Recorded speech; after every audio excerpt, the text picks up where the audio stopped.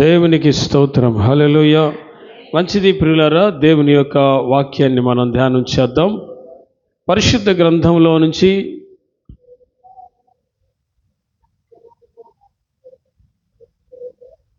ప్రకటన గ్రంథము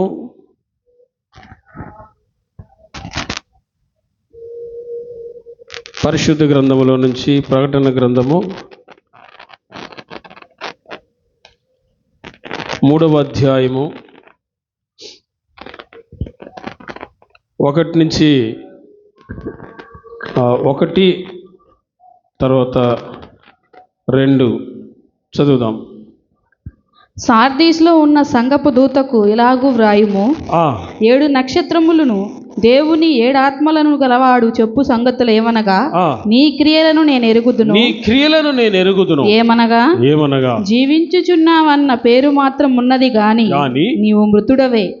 నీ క్రియలు నా దేవుని ఎదుట సంపూర్ణమైనవిగా నాకు కనబడలేదు గనుక జాగరూకుడువై చావనై ఉన్న మిగిలిన వాటిని బలపరచుము. చాలు, దేవుని స్తోత్రం చెప్పండి. 3వ వాక్యం నేను చదువుతున్నాను, చూడండి. నీవెలాగూ ఉపదేశం పొందితివో, ఎలాగూ వింటువో జ్ఞాపకం చేసుకుని దానిని గైకొనుచు మారు మనస్సు పొందుము. నీవు జాగరూకుడవై ఉండని ఎడల నేను దొంగవలే వచ్చేదను, ఏ గడియను నీ మీదకి వచ్చేదను నీకు తెలియదు అన్నాడు. దేవుని స్తోత్రం. హల్లెలూయా, హల్లెలూయా. పరిశుద్ధ గ్రంథములో దేవుని యొక్క ఈ వాక్య భాగములో పరిశుద్ధాత్మ దేవుడు మనకు తెలియజేస్తున్న మాట ఏంటంటే, సార్దీస్ అనబడిన సంఘాన్ని గురించి మాట్లాడుతూ ఆయన అంటున్నాడు, ఆ సార్దీస్ సంఘం యొక్క క్రియలు, దాని యొక్క నడత అంతా కూడా తెలుసు నాకు. నీవు జీవించుచున్నావన్న పేరు మాత్రం ఉంది, నీవు మృతుడవే అని మాట్లాడుతున్నాడు. అంటే దేవుని యొక్క సంఘములో ఉన్న, ఆ సార్దీస్ సంఘములో ఉన్న విశ్వాసులు ఎలా ఉంటున్నారు అని పరిశుద్ధ గ్రంథంలో రాయించాడంటే, పరిశుద్ధాత్ముడు నిర్జీవంగా ఉంటున్నారు. అంటే మృతుడవే అంటే ఆత్మీయంగా చనిపోయి ఉన్నారు. ప్రార్థనా జీవితంలోనూ సహవాసములోనూ సంఘానికి వస్తున్నారు, కానీ సార్దీస్ సంఘం వాళ్ళు దేవుని దృష్టికి మృతులైనట్లుగా కనబడుతున్నారు. చెప్పండి, ఎలా ఉన్నారంట? అంటే దేవుడు సంఘాన్ని చూస్తున్నప్పుడు ఆ సంఘంలో ఉన్న బిడ్డలు ఎలా జీవిస్తున్నారనేది దేవుడు ఒక అంచనా వేస్తాడు. ఒక పరిస్థితి, వాళ్ళ యొక్క పరిస్థితులన్నీ చూస్తాడు, వాళ్ళ యొక్క క్రియలన్నీ కనిపెడతాడు. సో ఇక్కడ సార్దీస్ సంఘాన్ని ఉద్దేశించి మాట్లాడుతూ అందులో ఉన్న విశ్వాసుల గురించి, లేదా ఆ సంఘం అంతటిని గురించి మాట్లాడుతూ, నువ్వు కేవలం జీవిస్తున్నావు కానీ మృతుడవే. అంటే ఆత్మీయతలో డెడ్ అయిపోయారు, ప్రార్థనలో డెడ్ అయిపోయారు, సహవాసంలో డెడ్ అయిపోయారు. ఏ దేవుడు వారిని తన స్వరక్తమిచ్చి సంపాదించాడో ఆ దేవుణ్ణి వారు ఆరాధించని పరిస్థితికి వెళ్ళిపోయారంటే, ఇక ఎలాంటి దుస్థితికి వెళ్ళిపోయారో ఈ సార్దీస్ సంఘ విశ్వాసుల గురించి మనం ఒక్కసారి ఆలోచించాలి. దేవుడు వాళ్ళ గురించి అంటున్నాడు, మృతుడవే అని అంటున్నాడు. అంటే ఇంతకాలం భక్తి చేసిన వాళ్ళ ఆత్మీయ జీవిత విధానం ఎలా ఉందంటే, చివరికి వాళ్ళు మృతులైపోయారు. కానీ అంటే భక్తిలో మృతులైపోయారు, ఆత్మీయ జీవితంలో మృతులైపోయారు. కానీ దేవుడు ఏమంటాడంటే, మీరు ఇలా ఉంటున్నారు కనుక ఇలా కాకుండా మీ పరిస్థితి మార్చుకోగలిగితే నేను మీ యొద్దకు వచ్చి నేను మిమ్మల్ని బలపరుస్తానంటున్నాడు. దేవుని స్తోత్రం కలుగురుగాక. హల్లెలూయా. ఇక 2వ వాక్యం అంటాడు కదా, నీ క్రియలు నా దేవుని ఎదుట సంపూర్ణమైనవిగా నాకు కనబడలేదు గనుక జాగరూకుడవై చావనై ఉన్న మిగిలిన వాటిని బలపరచు అని అంటున్నాడు. అంటే ఇక్కడ ఈ సంఘములో దేవుడు చూస్తున్నటువంటి విశ్వాసులు, నీ క్రియలు నా దేవుని ఎదుట సంపూర్ణమైనవిగా కనపడలేదు అంటున్నాడు. ప్రియులారా, విశ్వాసుల యొక్క క్రియలు, చర్చకు వస్తున్నప్పుడు విశ్వాసుల యొక్క క్రియలు దేవుడు అవి సంపూర్ణంగా ఉన్నాయో లేదో చూస్తాడు. అంటే సంపూర్ణమైన క్రియలు అంటే పరిశుద్ధ క్రియలు, మంచి క్రియలు, అవి దేవునికి కనపడలేదంట. సంఘానికి వచ్చేటువంటి బిడ్డలందరూ కూడా వాళ్ళ క్రియలన్నిటినీ దేవుడు అంచనా వేస్తున్నాడు. అంటే ఈ సార్దీస్ సంఘంలో ఉన్న దేవుని పిల్లలందరి క్రియలన్నీ దేవుడు ఒకసారి అంచనా వేశాడు.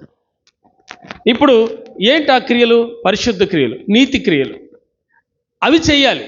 అవి లేనప్పుడు ఖచ్చితంగా దేవుడు ఆ సంఘాన్ని గురించి బాధపడతాడు.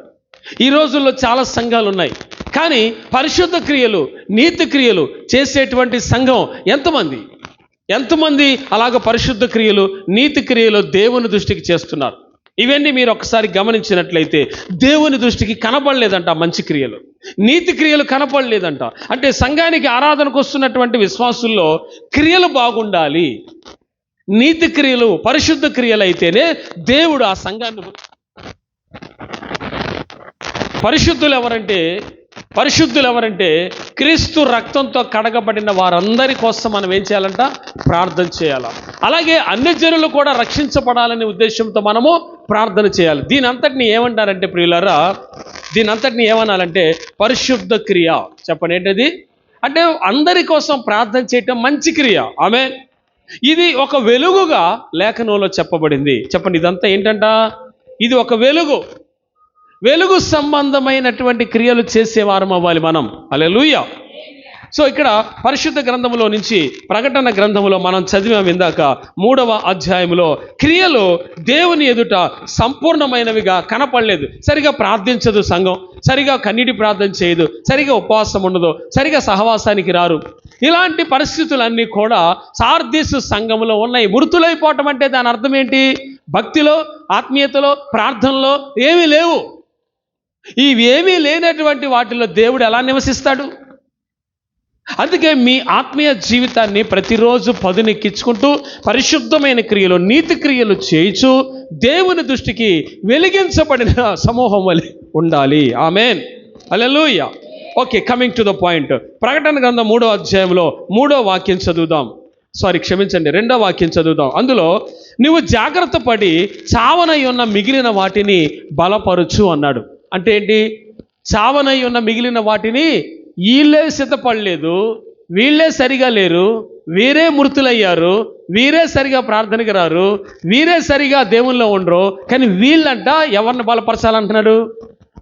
చావనై ఉన్న మిగిలిన వాటిని బలపరచమన్నాడు. అంటే దేవుడు ఎంతటి ప్రణాళిక ఈ యొక్క మృతులైనటువంటి వారి మీద కలిగి ఉన్నాడు చూడండి. అంటే సరైనటువంటి ప్రార్థన కానీ, ఆత్మీయ జీవితం కానీ లేనటువంటి ఈ సార్దీసు సంఘంలో ఉన్న విశ్వాసులు, వీళ్ళకి అప్పగించబడిన పని ఏంటి అంటే చావనై ఉన్న మిగిలిన వారు, అంటే ఆత్మీయతలో చచ్చిపోయినటువంటి వారు, లోకంలో పడిపోయి అగ్నిగుండం పాలవటానికి సిద్ధంగా ఉన్నటువంటి వారు, అసలు రక్షణ తెలియనటువంటి వారికి, ఈ చావనై ఉన్న వారందరినీ ఈ సంఘం ఏం చేయాలంట? బలపరచాలంట. ఈ ఇంత పని ఈ సంఘానికి ఎందుకు అప్పగించాడు దేవుడు? పోనీ వీళ్ళన్నా జీవం కలిగి ఉండి, మంచి వాక్యం కలిగి ఉండి, మంచి ప్రార్థన కలిగి ఉన్న సంఘానికి పని అప్పగించాడంటే నిజంగానే అనుకోవచ్చు, నిజమేరా వీరు బాగా బలంగా ఉన్నారు, వీరు ప్రార్థనలో కొన్ని సహవాసంలో చాలా అద్భుతంగా ఉన్నారు, వీరికి ఈ పని అప్పగించడంలో దేవుని దృష్టికి ఇది న్యాయమే ఆమేన్ అని అనిపిస్తుంది. దేవుని దృష్టికి ఇది న్యాయమే అనిపిస్తుంది. అలాంటి వాళ్ళకి ఈ పని అప్పగించవచ్చు. వీళ్ళు మృతులయ్యారు, కానీ ఈ మృతులైన వాళ్ళకి దేవుడు ఏం అప్పగిస్తున్నాడంట? మిగతా వాళ్ళు చచ్చేటట్టు ఉన్నారా, వాళ్ళని కూడా బతికించమని ఈ మృతులైన వాళ్ళకి చెప్తున్నాడు దేవుడు. హల్లెలూయా చెప్పండి. మిగతా వాళ్ళు చావనై ఉన్నారు, వాళ్ళని బలపరచడానికి ఈ సంఘానికి బాధ్యత అప్పగించాడు. హల్లెలూయా. ఇప్పుడు నేనేమంటానంటే, వీరే మృతులై ఉన్నారు కదా, వీరు చావనై ఉన్న వారు ఎలా బలపరుస్తారు? దేవుడికి తెలీదా? దేవుడికి ఈ మాత్రపు ఆలోచన ఉండదంటారా? ఉంటుంది. మరి ఆ పని ఎందుకు అప్పగించాడు? ఒరే నువ్వు సత్యాట్రా, నువ్వే ఆత్మీయతలో బతికిన వాడవై మిగతా చావనై ఉన్న వాటిని నువ్వు బలపరచాలి అని దేవుడు ఈ యొక్క సంఘాన్ని ఉద్దేశించి మాట్లాడుతున్నాడు. ఇక్కడ ఈ సార్దీస్ సంఘంలో చాలా ఇంపార్టెంట్ పాయింట్స్, వాళ్ళు నేర్చుకోవలసినవి, నేర్పాల్సినవి ఉన్నాయి. ఆమేన్. చావనై ఉన్న మిగిలిన వాటిని బలపరచడం అంటే మామూలు విషయం కాదు. ఇక్కడ సంఘానికి వస్తున్న మీరు కూడా ఆత్మీయతలో ప్రార్థనలో కాస్త మీరు బలహీనపరచబడ్డారు. నేనే బలహీనంగా ఉన్నానన్నా, ఇంకా నేను వేరే వాళ్ళకి ఏం చెప్పనని అంటారు. అలా ఉండకూడదు. సార్దీస్ సంఘం అలా లేదు. అంటే సార్దీస్ సంఘం మృతులయ్యారు, కానీ దేవుడు అప్పగించాడు బాధ్యత ఏంటి? మీరు ఇతర వాటిని మీరు బలపరచాలి. వాళ్ళందరికీ యేసు ప్రభు గురించి తెలియదు, కానీ చెప్పాలి. హల్లెలూయా. ఓకే, 3వ వాక్యంలో చదువుదాం. నీవెలాగూ ఉపదేశం పొందావు అంటే ఈ సంఘంలో ఏముంది? ఆ పాస్టర్ గారు ఏం బోధిస్తున్నాడు? ఉపదేశం బోధిస్తున్నాడు. ఉపదేశం బోధించినా కానీ ఆ సంఘంలో ఉన్న విశ్వాసులు చచ్చారు. అంటే ఉపదేశం ఉంది, అయినా ఎందుకు చచ్చిపోయారు ఆత్మీయంగా? క్రియలు బాల. అర్థమైందా? ఏం బాల? ఉపదేశం ఉంది సంఘంలో. పాస్టర్ గారు మంచి ఉపదేశం చేస్తారు, సారథి సంఘం పాస్టర్ గారు. కానీ ఉపదేశం ఉన్నా కానీ ఆ సంఘములో మిగతా విశ్వాసుల్లో క్రియలు మంచిగా లేకపోవటం వలన ఆ సంఘం ఏమైందంట? మృతులైపోయారు, ఆత్మీయంగా చచ్చారు. ఆత్మీయంగా చనిపోయిన ఆ భయంకరమైన స్థితిలోకి వాళ్ళు వెళ్ళిపోయారు. అయినా దేవుడు ఏమంటున్నాడంటే మీరు బలపరచాలి, మీరు బలపరచబడాలి, ఎదుటి వారిని బలపరచాలి. దేవుని స్తోత్రం కలుగునుగా. ఇలాంటి ఒక ఆత్మీయమైన ఉద్దేశం దేవుడు ఈ యొక్క సారథి సంఘం పట్ల కలిగి ఉన్నాడు. ఉపదేశం ఉంది సంఘానికి. ఇప్పుడు పాస్టర్ గారు మంచి ఉపదేశం చెప్పి సంఘంలో ఉన్న వాళ్ళకి సరిగ్గా వాళ్ళు నడిపింపులో లేకపోతే ఏంటి ప్రయోజనం? పాస్టర్ గారేమో ఆత్మ సంబంధి అనుకుందాం, విశ్వాసులేమో శరీర సంబంధులు అనుకుందాం. ఇవి రెండిటి కుదురుద్దా? మ్యాచ్ అవుద్దా? అవుదు. పాస్టర్ గారు ఆత్మ సంబంధి అయినప్పుడు విశ్వాసులు కూడా ఆత్మ సంబంధులు అయితే అప్పుడు ఆత్మకార్యం జరుగుద్ది, దైవ కార్యం జరుగుద్ది. హల్లెలూయా. ఈ విషయాన్ని మనం అర్థం చేసుకోవాలి ఒకసారి. నువ్వు ఆత్మ సంబంధివా, శరీర సంబంధివా? నువ్వు లోకానుసారమైన వ్యక్తివా, నువ్వు దేవుని బిడ్డవా? ఒకసారి పరిశీలన చేసుకుందాం మన విశ్వాసాన్ని. ఆమేన్. నువ్వు మంచి ఉపదేశం పొందావు, ఎలాగ విన్నావో అది జ్ఞాపకం చేసుకొని దాన్ని గైకొనొచ్చు, మారు మనసు పొందు అన్నాడు దీన్ని. అంటే వాక్యం వింటున్నారు కానీ ఏం లేదు, మారు మనసు లేదు, చచ్చారు, ఆత్మీయంగా చనిపోయి ఉన్నారు. ఇలాంటి వాళ్ళు కూడా ఈ లోకంలో లేకపోలేదు. ఇలాంటి సంఘాల్లో ఉన్న దేవుని బిడ్డలు కొంతమంది ఇలాగే వాక్యం విన్న తర్వాత కూడా సరిగా వాళ్ళు మారు మనసు పొందలేదు. ఈ వాక్యాన్ని వింటున్నటువంటి దేవుని బిడ్డలారా, మీరు కూడా ఒకవేళ మనసులో ఏదైనా సరైన మారు మనసు లేదేమో మిమ్మల్ని మీరు ఒకసారి పరిశీలన చేసుకోండి. మారు మనసుకి తగినట్లుగా మీరు ఫలించండి. ఇప్పటికైనా మీ ప్రవర్తన అంతటినీ మార్చుకొని తండ్రి అయిన దేవుని దృష్టికి ఆయనకు మహిమ తెచ్చే విధంగా నీ మంచి క్రియలు, నీ పరిశుద్ధ క్రియలు, నీ నీతి క్రియలే ఒక వెలుగుగా అనేక మందికి కనపడినట్లుగా జీవించండి. దేవుని స్తోత్రం కలుగునుగాక. ఇలాగున పరిశుద్ధాత్మ దేవుడు ఈ యొక్క సంఘంలో నుంచి మాట్లాడుతూ మనందరినీ హెచ్చరిస్తూ ఉన్నాడు. హల్లెలూయా. గాడ్ ఈజ్ వార్నింగ్ అస్. నీ క్రియలు పరిశుద్ధమైనవిగా చేసుకోండి, చావనై ఉన్న వాటిని బలపరచండి అని అంటున్నాడు. ఆమేన్ చెబుదామా? తర్వాత ఏ గడియలో నేను నీ మీదకి వస్తానో తెలీదు, జాగ్రత్త పడు అని అంటున్నాడు. అంటే నా రాకడ ఎప్పుడు వస్తుందో నీ మీదకి, పోనీ నేను ఎప్పుడు నీ దగ్గరకు వస్తానో నాకే తెలీదు, నువ్వు జాగ్రత్త సుమా అని అంటున్నాడు. అంటే సంఘానికి హెచ్చరిక కూడా దేవుడు చేస్తున్నాడు. నేను ఎప్పుడు వస్తానో జాగ్రత్త పడు, నువ్వు నీ మీద పడతాను వచ్చాను అంటున్నాడు. ఇక్కడ ఆయన దాని మీద పడతానన్న దానికిను నేను మీ మధ్యలోకి వస్తానన్న దానికిను చాలా తేడా ఉంది. మీద పట్టడం అంటే ఏంటో తెలుసా? దేవుని ఉగ్రత రావటం. ఏమి రావటం? మీరు మామూలుగా ఏదో కూర్చోవటం కాదు. ఇక్కడ ఉన్న సంఘంలో ఉన్నవాళ్ళు అన్ని జనులకు పోయి చెప్పాలి, 4 మాటలు చెప్పాలి. అందుకే దేవుడు ఈ వాక్యం ఇచ్చారు. నేను ఊహించలే, ఇది చెబుదాం అనుకోలే. గోల్గోతా కొండ గురించి చెబుదాం అనుకున్నాను అసలు నేను, తర్వాత పార్ట్. కానీ దేవుడు నన్ను అలా నడిపించలా. ఎందుకో నడిపించలేదు అలాగ. నన్ను ఎంత ట్రై చేస్తున్నా రెవల్యూషన్ నుంచి నన్ను బయటికి పోనీలా, అటు పోనివ్వట్లేదు నన్ను. ఎంత పోరాటం జరిగిందో. ఇప్పుడే వాక్యం చెప్పడానికి ముందు ఎందుకు గోల్గొట్ట కొండ గురించి చెప్పేద్దాం, లాస్ట్ వీక్ చెప్పాను కదా, అదే కంటిన్యూషన్ చేద్దాం అని అనుకున్నా. కానీ దేవుడు దాన్ని పోనీట్లా, నన్ను తిప్పనీయట్లేదు అసలు. ఎంత అవసరం ఆలోచించండి ప్రియులారా మీరు ఒకసారి. ఇక్కడ కేవలం మనమే కాదు, అన్ని జనులు ఉన్నారు. వాళ్ళకి దేవుని ప్రేమతో మన క్రియలను బట్టి మనం వాళ్ళకి సువార్త చెప్పేటువంటి వారముగా మనం మార్చబడాలి. Hallelujah. We have to preach the gospel. మనము సువార్త చెప్పేవారం అవ్వాలి. 4 మంచి మాటలు చెప్పడంలో తప్పే ఉంది. అంటే ఇక్కడ ఉన్న వాళ్ళందరూ కూడా దేవుడు ఒక పని అప్పగిస్తున్నాడు. ఏంటంటే you have to preach gospel. నువ్వు దేవుని గురించిన మాటలు, 4 సువార్త మాటలు చెప్పగలగాలి. హల్లెలూయా. ఆమేన్ అని చెబుదామా? కాబట్టి నేను నీ మీదకి ఎప్పుడు పడతానో నీ మీదకి వచ్చి నాకే తెలీదు, జాగ్రత్త, నువ్వు జాగ్రత్త పరుచుకోని అన్నాడు. ఆమేన్. అంటే సంఘము కూడా తను తాను ఏం చేయాలంటే, ప్రభు ఎప్పుడు వచ్చి ఒకవేళ మనకి శిక్ష విధిస్తాడేమో, ఒకవేళ మనం సరిగా లేకపోతే ఏదైనా మనకి పనిష్మెంట్ ఉంటుందేమో, ఏదైనా శ్రమ వస్తుందేమో, దేవుడు ఏదైనా మనకి పరీక్ష గురి చేస్తాడేమో, ఒకవేళ ఏదైనా దేవుని యొక్క శాపం మన మీదకి వస్తుందేమో అని సంఘము జాగ్రత్త పడాలి, జాగ్రత్త పడాలి. వాళ్ళు ఎంతమంది ఉన్నా కానీ, అది 10 మంది ఉన్నా, 20 మంది ఉన్నా, 100 మంది ఉన్నా, 1,00,000 మంది ఉన్నా, ఎంతమంది ఉన్న సంఘం అయితే దేవుని రాకడ విషయమై ఒకవేళ దేవుని దృష్టికి వచ్చే శాపం ఏదైనా ఉంటే అది రాకుండా కూడా జాగ్రత్త పడాలి, రాకడకైతే సిద్ధపడాలి. దేవుని స్తోత్రం చెప్పండి. ఏ శాపం కూడా రాకుండా తను కాపాడుకోగలగాలి. సారథి సంఘంలో ఉన్న వాళ్ళంతా ఎందుకు మృతులైపోయారు? ఎందుకు ఆత్మీయంగా చచ్చారు? ప్రార్థన లేదు, మంచి సాక్ష్యం లేదు, మంచి క్రియలు లేవు.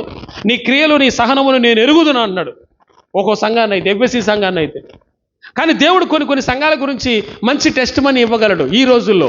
కానీ నేనేమంటానంటే కొన్ని సంఘాల్లో అయితే మృతులైపోయినటువంటి వారుగా ఉంటున్నారు, ఆత్మీయ జీవితంలో చచ్చినటువంటి వారి పరిస్థితి కనబడుతుంది. కాబట్టి అలా కాకుండా మనం అందరము కూడా ఎలా ఉండాలంటే నీతి క్రియలు చేసేవారముగా, పరిశుద్ధ క్రియలు చేసేవారముగా ఉన్నాం. అయితే ఇదే సంఘములో తెల్లని వస్త్రాలు ధరించిన వారు, తెల్లని వస్త్రాలు ధరించడం అంటే అదేదో పైకి షోగా ధరించడం కాదు. దేవుడు చెప్తున్నాడు ఈ రక్షణ వస్త్రాలే తెల్లని వస్త్రాలు. ఆమేన్. ఈ రక్షణ వస్త్రాలే తెల్లని వస్త్రాలు. అంటే వీరిలో మంచి సాక్ష్యం కలిగిన వాళ్ళు ఉన్నారు. ఈ సంఘములో ఒక మంచి సాక్ష్యం కలిగిన సమూహం ఉంది. దేవుని స్తోత్రం. కానీ మరి ఈ సంఘం అంతటినీ అంటున్నాడుగా దేవుడు. పరిశుద్ధులు కొంతమంది ఉన్నారు, అయినా పరిశుద్ధులు కొంతమంది ఉన్నారులే, మిగతా వాళ్ళు బాగలేదు అనకుండా సార్దీస్ సంఘాన్ని గురించి మాట్లాడుతూ మీరు మృతులైపోయారు అని అందరి గురించి మాట్లాడుతున్నాడు. కానీ మీలో కొంతమందికి తెల్లని వస్త్రాలు ఉన్నాయి, వారు తమ రక్షణ కాపాడుకున్న వాళ్ళు అంట. దేవునికి మహిమ కలుగునుగాక. హల్లెలూయా చెబుదామా? 4వ వాక్యం. అయితే తమ వస్త్రములను అపవిత్రపరుచుకొనని కొందరు సార్దీస్లో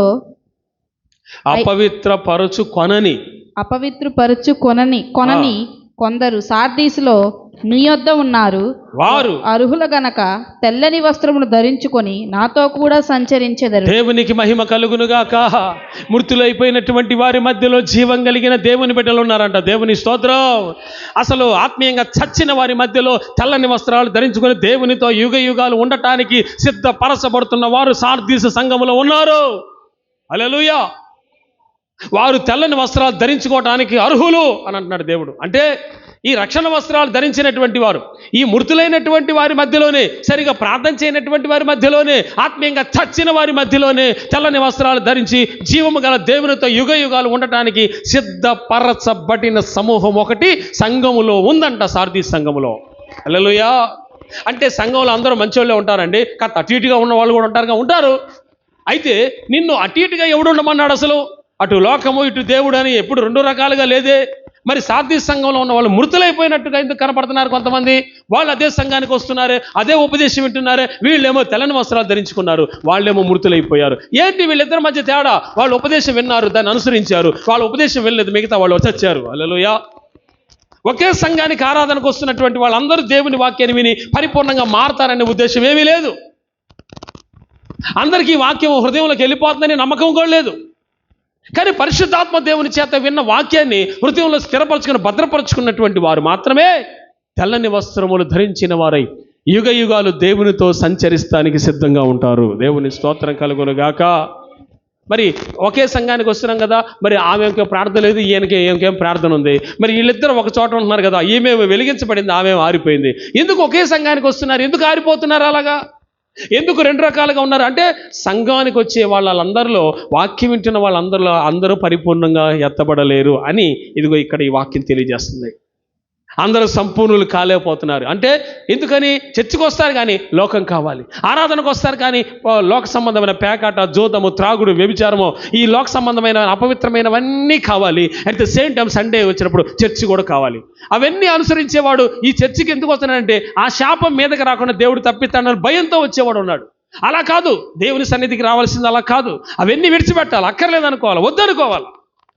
ఏ అపవిత్రమైంది కూడా నీలో ఏలుబడి చేయడానికి వీల్లేదు. ఎందుకంటే నువ్వు యేసు రక్తంతో కడగబడిన బిడ్డవి.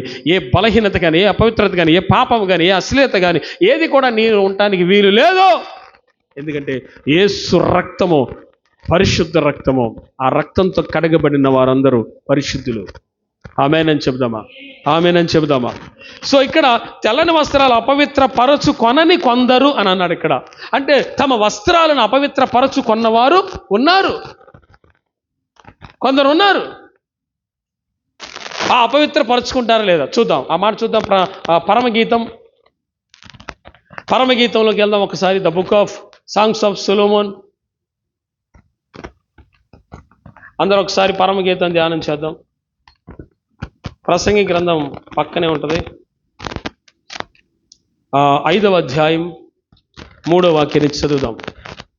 565 పేజ్, పాత నిబంధన. నేను వస్త్రము తీసివేసి తిని నేను మరలా దానిని ధరింపనేలా. ఏ లోకపు సంబంధమైన వస్త్రం నేను తీసేసానో, మురికి వస్త్రం, పాపపు వస్త్రం, దాన్ని నేను తీసేసుకున్నాను, నేను మరలా దానిని నేను ధరించను. నేను వద్దనుకున్నాను ఆ పాపపు స్థితి, ఆ పాపపు లోకం, ఆ లోకలు, ప్రేమలు, వ్యవహారాలు, ఆకర్షణలు, ఏ సకల దరిద్రం అంతా నేను వద్దనుకునే బాప్తిసం పొందాను. ఆమేన్. ఆ వస్త్రం నాకు వద్దనుకున్నాను, అది విడిచేశాను, చీ అనుకున్నాను. ఆమేన్. చదువుదాం. నా పాదములు కడుక్కొంటిని, నేను మరలా వాటిని మురికి చేయనేలా. నేను శుభ్రపరచబడ్డాను, నేను శుద్ధి అయిపోయాను, నేను పరిశుద్ధపరచబడ్డాను, యేసు రక్తంతో నేను కడగబడ్డాను. అప్పుడు నేను మరలా దాన్ని మురికెందుకు చేసుకోవాలి? అవును, ఏదో బలహీనత వచ్చింది, ఏదో పాపం తలపులు వచ్చాయి, ఏదో పాప క్రియలు చేసే ఛాన్స్ వచ్చింది, ఏదో చేసే బలహీనపరచబడ్డా, తప్పు జరిగిపోయింది, అయ్యా వద్దు వద్దు వద్దు అని మారు మనసు పొంది పశ్చాత్తాపడి తిరిగి రిపెంటెన్స్ పొంది యేసుప్రభు వైపు తిరిగావు. దేవుని స్తోత్రం. నువ్వు ఏ తప్పు చేసావు దాని విషయమే నువ్వు పశ్చాత్తాపడి ఆయన వైపు తిరిగితే చాలు, మరలా చేయకుండా. దేవుని స్తోత్రం కలుగునుగాక. హల్లెలూయా చెప్పండి. కాబట్టి నా పాదాలు నేను కడిగేసుకున్నా, నేను దాన్ని మరలా మురికి. ఓ సార్ది సంఘ విశ్వాసులారా, మీరు సచ్చారు, మీ క్రియలు బాగలేదు. క్రియలు బాగలేని దగ్గర యేసుప్రభు వెళ్ళిపోడు, కానీ సరి చేయటానికి ఉన్నాడు. ఆయన దిద్దుబాటు చేస్తాడు. మీరే కాకుండా మీరు బతికి మారు మనసుకు తగినట్లుగా మీరు ఫలించి చావునై ఉన్న మిగిలిన వాళ్ళని కూడా బలపరచండి రా మిగతా వాటిని అన్నాడు. దేవుని స్తోత్రం చెప్పండి. వీళ్ళకి ఈ పని చెప్తూనే ఉన్నాడు. మళ్ళీ ఇదే సంఘంలో పరిశుద్ధులు కూడా వాళ్ళు తెల్లని వస్త్రాలు ధరించారు, అపవిత్ర పరుచుకోలేదంట. వాళ్ళు చెప్పండి ఏంటంట, చెప్పండి ఏంటంట, అపవిత్ర పరుచుకోవాలి.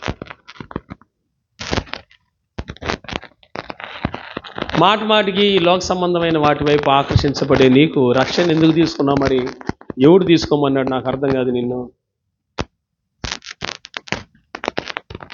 సీరియల్స్ని, సినిమాస్ని, లోక సంబంధమైన వాటన్నిటినీ మనం ఒక్కొక్కసారి ఆకర్షితులయ్యేటువంటి వారు లేకపోలేదు.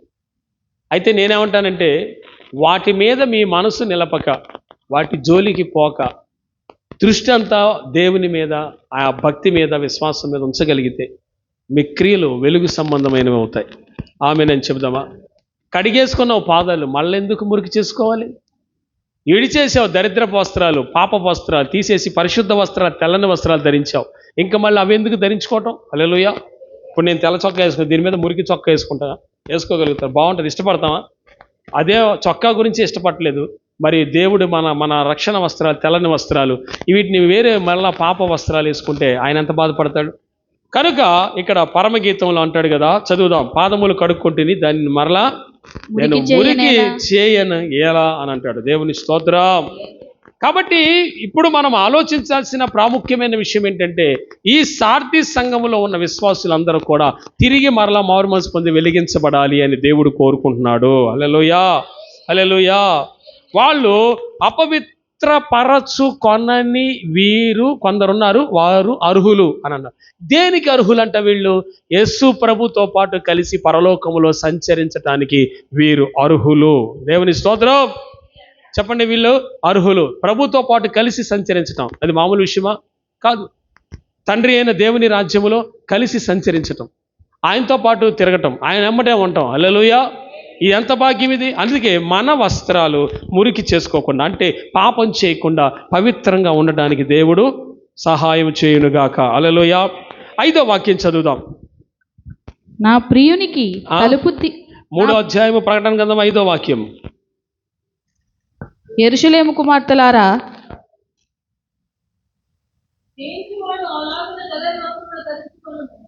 జయించువాడు వాడు అలాగున తెల్లని వస్త్రములు ధరించుకొనును. ఈ భూమి మీద ఇదిగో నా వైపు చూడండి, తెల్లని వస్త్రాలు ధరించిన వాళ్ళు ఉన్నారు కదా, వాళ్ళు అర్హులు అంటున్నాడు కదా దేవుడు. అంటే తెల్లని వస్త్రాలు డైరెక్ట్గా మాలాగట్ట ధరించుకుంటే పరలోకాన్ని అర్హులని నేను అంటలా, వాళ్ళు జయ జీవితం కలిగిన వాళ్ళంట. దేవుని స్తోత్రం చెప్పండి. అంటే ఇక్కడ నేనైనా మీరైనా ఈ భూలోకంలో మనము ఒక జయ జీవితాన్ని కలిగి ఉండాలి. ఏదైనా నిన్ను బలహీనపరుస్తుందే, అక్కర్లేదులే, దాన్ని జయించగలగాలి, దాన్ని అక్కర్లేదు అనుకోవాలి, వద్దనుకోగలగాలి. ఆమె నేను చెప్దామా? అలే చెప్దామా? జయించువాడు అలాగున్న తెల్లని వస్త్రాలు ధరించుకుంటాడు. ఒకవేళ నీకు జయ జీవితం ఉంటే నువ్వు తెల్లని వస్త్రాలు ధరించుకుంటావనేగా దేవుడు చెప్పేది. హల్లెలూయా. అంటే చర్చికి వచ్చే వాళ్ళందరికీ పాస్టర్ గారు కానీ పాస్టర్లు కానీ విశ్వాసులు కానీ చాలామంది ఆదివారం వచ్చేటప్పుడు అందరూ రంగు వస్త్రాలు ధరించే వస్తున్నారు. మరి ఇప్పుడు దీని అర్థం ఏంటి? మనం ఏం తీసుకోవాలి? మరి మనం జయం లేదనుకోవాలా? ఇప్పుడు అందరూ ఏమంటారు తెలుసా? నా హృదయం చూడండి సార్, దేవుడు హృదయాన్ని చూస్తాడు, వస్త్రాలు కాదని అంటాడు. నిజమే, దేవుడు హృదయాన్ని చూస్తాడు, వస్త్రాలు కాదు. మరి వస్త్రాలు కూడా అవసరమే, తెల్లని వస్త్రాలు. దేవుని స్తోత్రం కలుగునుగాక. మరి ఆ వాక్యాన్ని ఎందుకు పెట్టాడు దేవుడు? మరి వాళ్ళ కోసం అంటే వాళ్ళు జయిస్తారు. మరి నువ్వు జయించవా? నీకు జయం లేదా? నువ్వు ఓడిపోతున్నావు కాబట్టి తెల్లని వస్త్రాలు వేసుకుంటున్నావా, రంగు వస్త్రాలు వేసుకుంటున్నావా? ఇలాంటి ఆర్గ్యుమెంట్ వస్తుంది. కాబట్టి నేను అనేది ఏంటంటే, ఇక్కడైతే జయించాలి, అక్కడ కూడా జయించాలి. ఇక్కడ జయించిన వారే అక్కడ ఉంటారు. వాళ్ళు తెల్లని వస్త్రాలు ధరించిన వారని వాక్యం చెప్తుంది. ఆమేనని చెబుదామా? ఓకే, ఇక్కడ ఈ సార్థి సంఘంలో ఉన్న వాళ్ళందరి గురించి మాట్లాడుతూ యేసయ్య ఏమన్నాడంటే, తర్వాత కంటిన్యూ చేద్దాం. జయించువాడు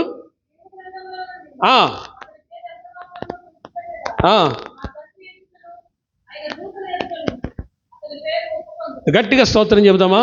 ఇక్కడ జయించినటువంటి వాడిని తండ్రి తన ఎదుట తండ్రి ఎదుట యేసయ్య ఒప్పుకుంటాడంట. జీవ గ్రంథంలో నుంచి వాళ్ళ పేరు తుడిచివేయడంట. ఇప్పుడు జయించిన వాడికి మాత్రమే జీవ గ్రంథంలో పేరు ఉంటుంది అని అర్థమవుతుంది కదా? మాట్లాడరే? అవునా? వాడి పేరు ఎంత మాత్రము నేను తుడిచివేయను. జయ జీవితం మనలో లేకపోతే జీవ గ్రంథంలో పేరు తుడిచేస్తాడు అనే భావన వస్తుంది. దానికి అర్థం, దాని అర్థం అదే అని అనిపిస్తుంది. మరి నాకు జయ జీవితం లేకపోతే జీవ గ్రంథంలో పేరు ఉండదు. జయ జీవితం కలిగినటువంటి వాడు ఆత్మీయంగా కానీ ఈ లోకంలో శరీర సంబంధమైన వాటన్నిటిని మనము గనక జయించగలిగితే, వద్దులే అనుకుంటా, సాక్రిఫైస్ చేసుకుంటా, అవన్నీ జయిస్తూ అక్కర్లేదులే, ఇవన్నీ వద్దేసుకుని నేను యేసు ప్రభు దగ్గరకు వచ్చాను, మరలా నేను అవన్నీ నాకెందుకులే అనుకోగలిగితే, అని దాన్ని తీసివేసుకోగలిగితే దాన్ని జయించినట్లే. ఆమె సో ఇప్పుడు జీవ గ్రంథంలో ఉండి అతని పేరు ఎంత మాత్రం నేను తుడిపి పెట్టక నా తండ్రి ఎదుట, ఆయన దూతల ఎదుటనో అతని పేరు ఒప్పుకొందును అని అన్నాడు. హల్లెలూయా. తండ్రి ఎదుట, దేవదూతల ఎదుట, నీ పేరేంట్రా? ఫలానా ఇదండి, నీ పేరు నేను ఒప్పుకుంటున్నాను అంటున్నాడంట. Yes, you are the great person, you are overcomer, అంటే నువ్వు జయించు వాడవు అర్థమైపోయింది. అంటే దేవుడు ఎవరి పక్షాన్ని నిలుస్తున్నాడంటే జయించుచున్న వారి పక్షాన ఆయన ఉంటున్నాడని అర్థమవుతుంది. ఆమేనని చెబుదాం అందరం. హల్లెలూయా చెబుదామా? హల్లెలూయా. ఇక్కడ చూడండి, భూమి మీద ఆ మాట మనం చూద్దాం. దేవుడు నిజంగా జయించు వారి పక్షాన ఉంటాడా, జయమిస్తాడా? ఆది కాండం చూద్దాం ఒకసారి. జయించు వానికి దేవుడు సహాయకుడై ఉన్నాడు. ఆమేన్. 14వ అధ్యాయం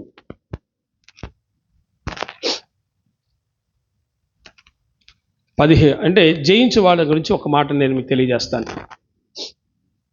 16 నుంచి చదువుదాం. 14వ అధ్యాయం 16 నుంచి. లోతు ఆస్తి యావత్తు తిరిగి తెచ్చి తన తమ్ముడైన లోతును, అతని ఆస్తిని, స్త్రీలను, ప్రజలను తిరిగి తీసుకుని వచ్చాను. హల్లెలూయా చెబుదామా? 17 కూడా. అతడు అంటే అబ్రహాము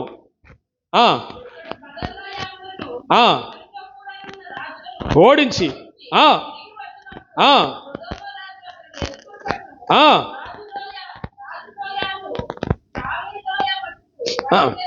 దేవుని స్తోత్రం చెప్పండి. హల్లెలూయా. ఈ లోకములో జయించు వాడే దేవునికి ఇష్టడైనటువంటి వాడని మరొక్కసారి నేను మీకు తెలియజేస్తున్నాను. హల్లెలూయా. ఆమేన్. చూడండి, ఇప్పుడు అబ్రహాము జయించినవాడు. ఏం జయించినవాడు? లోకాన్ని జయించినవాడు. నన్ను అడిగితే ఫస్ట్ ఆఫ్ ఆల్ లోకాశలను జయించినవాడు. ఆమేన్.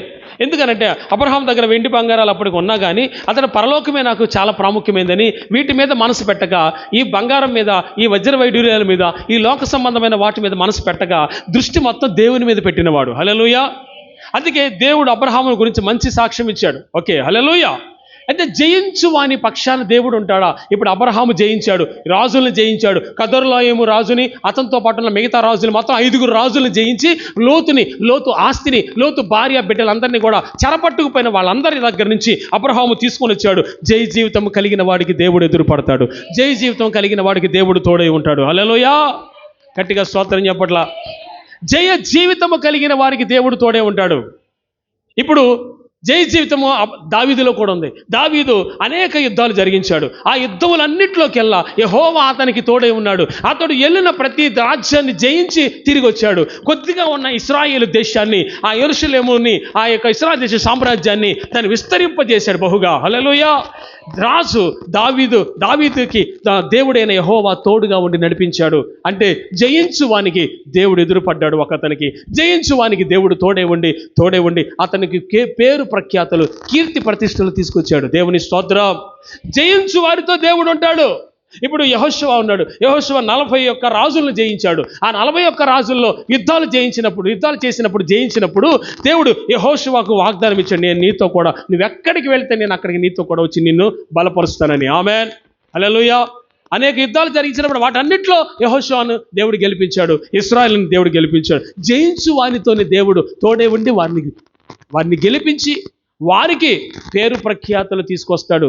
బైబిల్లో ఒక మంచి మాట ఉంది, నేను మీకు ఖ్యాతిని, మంచి పేరును తీసుకొస్తానని. హల్లెలూయా. ప్రియులారా, మీరంతా ఆలోచించండి. ఇక్కడ ఈ ఒక్క మాట మీ హృదయంలో తీసుకోండి. జయించు వాడికి దేవుడు తోడే ఉన్నాడు. అంటే ఈ లోకంలో అబ్రహాము జయించిందేమో రాజుల్ని, మనం జయించాల్సిందేమో శరీరాశల్ని, నేత్రాశల్ని.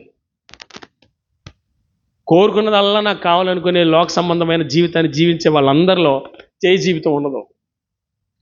ఆమేన్. ఓకే, 18 చదువుదాం. ఆదికాండం 14:18 మెల్కీసెదెకు అంటే పరిశుద్ధాత్మ దేవుడు. ఈ మెల్కీసెదెకు ఎవరంటే పరిశుద్ధాత్మ దేవుడు. ఇతనికి తల్లిదండ్రులు లేరు. అంతే మరి దేవుడికి తల్లిదండ్రులు ఎందుకుంటారు? దేవుడికి తండ్రి లేడు, ఆయనే ఆదియు, ఆయనే అంతమునై ఉన్నవాడు. ఆయనకి తల్లిదండ్రులు లేరు. అయితే ఈ మెల్కీసెదెకు అనబడినటువంటి ఈయన పరిశుద్ధాత్ముడు అంటారు. ఈయన్ని చెప్పండి, నేను ఎవరంట? పరిశుద్ధాత్ముడు. ఈ పరిశుద్ధాత్ముడు రొట్టె ద్రాక్షారసం తీసుకొని అబ్రహాముకి ఎదురయ్యాడు. జయ జీవితం కలిగిన వాడు రొట్టె ద్రాక్షారసం తీసుకొని దేవుని రాజ్యంలో యుగ యుగాలు ఉండబోతున్నాడు. ఆమేన్. హల్లెలూయా. జయ జీవితం లేనోడు బల తీసుకోవడానికి భయపడతాడు కదా. కానీ ఇక్కడ జయ జీవితం ఉన్నటువంటి అబ్రహాముకి ఎవరు ఎదుర్కొన్నారు? పరిశుద్ధాత్ముడు ఎదుర్కొన్నాడు. చెప్పండి, ఎవరు ఎదుర్కొన్నారు? చదవండి అన్నమాట. చెప్పండి, ఏం చేశారంట? అబ్రహాముని మెల్కీసెదెకు ఏం చేశారంట? ఆశీర్వదించి ఆకాశమునకు, భూమికి సృష్టికర్తయకు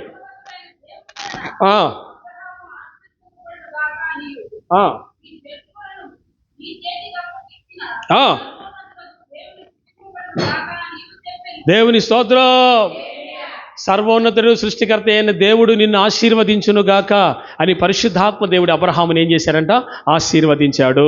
జయించిన వాడు ఆశీర్వాదానికి అర్హుడు. హల్లెలూయా. జయించిన వాడు ఆశీర్వాదానికి అర్హుడు. అనేక మంది రాజులు జయించినటువంటి దేవుని పిల్లలు ఎందరో ఉన్నారు. జయ జీవితం నీలో ఉందా? జయించిన వాడు అయితే నీ పేరు జీవగ్రంథంలో ఉంటుంది, లేకపోతే తీసి అవతల పడేస్తారు. దేవుని స్తోత్రం కలుగునుగాక. Okay, coming to the point. ఇక్కడ మనము జయ జీవితాన్ని గురించి చూస్తే పరిశుద్ధ గ్రంథంలో నుంచి సంఖ్యాకాండం 25వ అధ్యాయం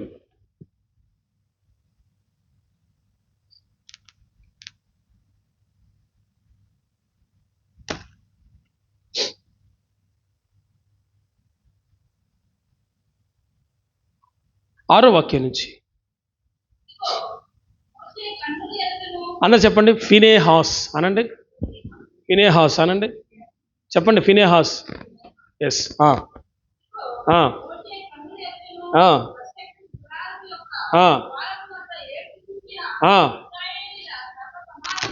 ఇశ్రాయేలీయుల యొక్క సర్వసమాజం ఎదుట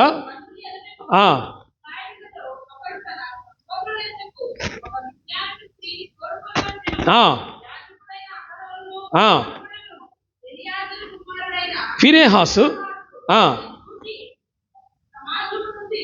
లేచి ఈటని చేత పట్టుకొని పడగ చోటికి ఆ ఇశ్రాయేలీయుల వెంబడి వెళ్ళి ఆ ఇద్దరిని, అనగా ఆ ఇశ్రాయేలీయుని, ఆ స్త్రీని కడుపుడోకుండా దూసుకొని పోవునట్లు పొడిచెను. అప్పుడు దేవునికి స్తోత్రం కలుగునుగాక. ఇశ్రాయేలీయుల మీదకి వచ్చినటువంటి తెగులాగిపోవడానికి గల ప్రధానమైన కారణం ఏంటంటే ఫీనేహాసు ఇద్దరు వ్యక్తులు వ్యభిచారం చేస్తాంటే ఇశ్రాయేలీయులు మిద్యాను స్త్రీతో ఒకటి స్త్రీ ఇశ్రాయేలీయుడు ఇద్దరు కలిసి వ్యభిచారం చేస్తాడు. అక్కడ పట్టుకొని వారందరిని ఇద్దరిని ఒకే ఏటుతో ఒకే కత్తిలో దూసుకుపోయినట్లు పొడిచినప్పుడు అక్కడ ఇశ్రాయేలు దేశంలో తెగులు ఆగిపోయినట్లుగా లేఖనంలో ఉంది. ఇక నేను ప్రకటించేది ఏంటంటే ఏదైతే ఈ ఫీనేహాసుకి నచ్చలేదో అది అక్కడ జరిగినప్పుడు ఫీనేహాసు దాని విషయమే రోషం వహించాడు. ఆమేన్. అంటే దాన్ని ఏం చేశాడు? అతను జయించినటువంటి వాడు. అది ఆలోచనలో దాన్ని జయించినటువంటి వాడు. ఈ వ్యభిచారం అనేది ఇశ్రాయేలీలో ఉండకూడదు అంటే వీడు కత్తితో పొడిచేశాడంటే ఫీనేహాసు దాని అర్థం ఏంటంటే అక్కర్లేదు, దాని విషయమే ఏం కలిగి ఉన్నాడు? జయం కలిగి ఉన్నాడు. ఇలాంటివి ఉండడానికి వీలు లేదు అనే ఒక రోషం కలిగి ఉన్నాడు ఫీనేహాసు. ఆ వ్యభిచారం చేస్తున్న ఇద్దరిని ఒకే కత్తితో పొడిచి పారేశాడు. దేవుని స్తోత్రం. అప్పుడు దేవుని తెగులు ఇశ్రాయేలీలో ఆగిపోయిందంట. తెగులు ఆగిపోయింది. ఒక పాపాన్ని పొడిచి పారేసే శక్తి నీలో ఉందా? ఒక బలహీనతను పొడిచేసే శక్తి నీలో ఉందా? ఆమేన్. ఓకే, తర్వాత దేవుడు ఏమన్నాడు చూద్దాం. అసలు ఆ మాట కోసం నేను చదివించాను అన్నమాట. 25వ అధ్యాయంలో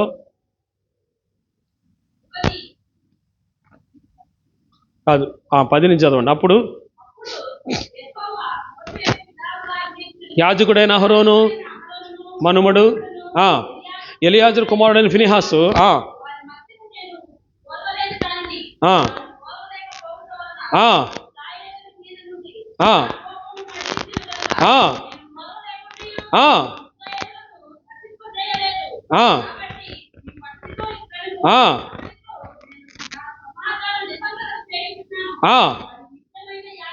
అది నిత్యమైన యాజక నిబంధనగా అతని సంతానమును కలిగి ఉండును. ఏలయనగా అతడు తన దేవుని విషయమందు ఆసక్తి గలవాడై ఇశ్రాయేలీయుల నిమిత్తము ప్రాయశ్చిత్తము చేసెను. హల్లెలూయా, హల్లెలూయా. అంటే ఏది దేవుడు నచ్చదో దేవుడికి అదే ఫీనెహాసుకి నచ్చదు. అటుందా మన హృదయం? ఇది దేవుడికి నచ్చదో ఆ నచ్చంది చేయొద్దు, చచ్చినా చేయొద్దు, ప్రాణం పోయినా. దేవుని స్తోత్రం కలుగును కాదు. ఏం కాదులేండి, ఏమైంది? 10 మంది 10 రకాలుగా లోకం అంటే మరి పోవద్దు అట్ట పోతే. ఫీనెహాసు ఏం చేశాడు? వ్యభిచారం అనేది ఇశ్రాయేలు స్త్రీలో ఒకటి చేస్తున్నాడు, ఒక తప్పు జరుగుతుంది, దాన్ని సహించలేకపోయాడు. ఆల్రెడీ ఇశ్రాయేలు మీద తెగులు ఉంది, ఆ తెగులు నడుస్తూ ఉంది. దేవుని పంపిన తెగులే అది. చర్చిన సరిగ్గా మార్గంలో ఉంటే ఇశ్రాయేలీలు ఆ తెగులు నడుస్తూ ఉంటే కొనసాగుతూ ఉంటే వీడు మళ్ళీ దీనికి తోడు ఇంకో తప్పు చేస్తుంటే దాన్ని చూసి సహించలేకపోయాడు, భరించలేకపోయాడు ఫీనెహాసు. దేవుడు ఏమన్నాడు తెలుసా? నేను ఓర్వలేని దాన్ని ఫీనెహాసు ఓర్వలేడు. నాకు నచ్చంది ఫీనెహాసుకి నచ్చదు. దేవుని మనసే జయించేవాడు, జయించే స్వభావం కలిగినోడు ఫీనెహాసు లాగా ఉంటాడు. హల్లెలూయా చెప్పండి. పాపాన్ని పొడిచే శక్తి నీలో ఉందా? ఒక ఆశని పొడిచే శక్తి నీలో ఉందా? అక్కర్లేదనుకునే జయ జీవితం నీలో ఉందా? దేవుని స్తోత్రం చెప్పండి. ఇక్కడ నేనేమంటానంటే నేను ఓర్వలేని దాన్ని ఇతను ఓర్వలేకపోయాడు కనుక ఇతనితో నా సమాధాన నిబంధన చేస్తున్నాను అన్నాడు దేవుడు. అబ్బా, దేవుడే వచ్చి ఈ ఫీనెహాసుతో ఒక సమాధానమైన నిబంధన, నానా నీవు నేను ఇద్దరం సమాధానంతో మంచి ఒక నిబంధన చేసుకుందామని దేవుడు కలిసిపోయాడంట ఫీనెహాసుతో. దేవుడి మనసులో ఉన్నది ఏంటో నీకు అర్థమవుతుందా? దేవుడి మనసు ఎలాంటిదో నీకు అర్థమైందా? దాని ప్రకారం మనం రోషంగా జీవిస్తున్నామా? ఏం కాదులే, ఏం వైద్యులే అని ప్రతిదాన్ని అడ్జస్ట్మెంట్ అయిపోయి లొంగిపోయి వెళ్తున్నామా? ఇది అర్థం చేసుకోవచ్చు. కాబట్టి సార్దీసులో ఉన్నోళ్ళలాగా కొంతమంది మృతులైపోయారు. ఆ మృతులైపోయిన కూడా నువ్వు మారు మనసు పొంది పశ్చాత్తాపడి తిరిగి రిపెంటెన్స్ పొంది నువ్వు మరలా తిరిగి బలం పొందుకొని సావనై ఉన్న వాటిని బలపరుచురా అని అంటున్నాడు. ఈరోజు నువ్వు నేర్చుకున్న వాక్యంలో 1 సావనై ఉన్న వాటిని బలపరచాలి, 2 జయ జీవితం కలిగి ఉండాలి, 3 దేవుడికి ఏది ఇష్టం లేదో అది నీకు ఇష్టం ఉండకూడదు. దానికోసం ఎంత నష్టమైన పో, ఇది నా దేవునికి ఇష్టం లేని పని నేను చేయను, వాక్యంలో ఉంది. ఇలాంటి ఆచారాలు కానీ వ్యవహారాలు కానీ లోక సంబంధమైన కానీ నేనేమి చెయ్యను, నా దేవుడికి ఇష్టం లేని నేను చేయను. ఇది ఫీనెహాసు మనసు. దేవునితో దేవుడే నిబంధన చేశాడు ఫీనెహాసుతో. ఆ తర్వాత యాజక ధర్మాన్ని ఇచ్చాడు ఆ ఇంటి వారికి. దేవుడు యాజక ధర్మాన్ని ఇచ్చాడు. కాబట్టి ఇది చాలా అద్భుతమైనటువంటి ఒక బ్లెస్సింగ్ అనమాట. ఎవరికంటే ఫీనెహాసుకి. దేవునికి స్తోత్రం కలుగునుగాక. హల్లెలూయా చెప్పండి. ఈ మాటలు ప్రభు దీవించునుగాక. ప్రార్థన చేసుకుందాం. ప్రేమ కలిగిన తండ్రి, మీకు వందనాలు స్తోత్రాలు. వచ్చిన వారిని దీవించి ఆస్వాదించండి, నీ ఆత్మచేత నడిపించండి. మరి విత్తబడిన వాక్యాన్ని బట్టి స్తోత్రాలు. సార్థి సంఘంలో ఉన్న వాళ్ళు కొంతమంది మృతులయ్యారు. వాళ్ళు తిరిగి మళ్ళీ రిపెంటెన్స్ పొంది మారు మనసు పొంది వారు తిరిగి మరలా చావునైన వారిని బలపరచాలని లేఖనం తెలియజేశావు. జయ జీవితం కలిగి ఉండాలని నేర్పారు. అలాగే దేవుని మనసు లాంటి మనసు కలిగి ఉండాలి.